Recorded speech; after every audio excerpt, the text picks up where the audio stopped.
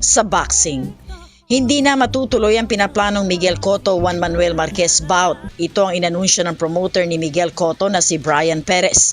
Ito ay dahil hindi na isara ang deal sa pagitan ng dalawang kampo matapos hindi magkasundo sa kung anong weight division ang paglalabanan ng dalawa. Gayunpaman, tuloy pa rin daw ang plano ni Puerto Rican fighter Cotto na makabalik sa boxing ring sa December pero hindi na ito kontra Mexican legend Marquez. Ayon pa kay Perez, 100% sure na hindi matutuloy ang laban ngayong taon pero hindi nila isinasara ang posibilidad na magharap pa rin ang dalawa sa hinaharap. Nanalo si Cotto ng world titles mula junior welterweight hanggang middleweight kung saan may timbang siyang 152 hanggang 155 pounds. Bukas naman daw si Cotto na bumaba sa 150 pounds para makaharap si Marquez.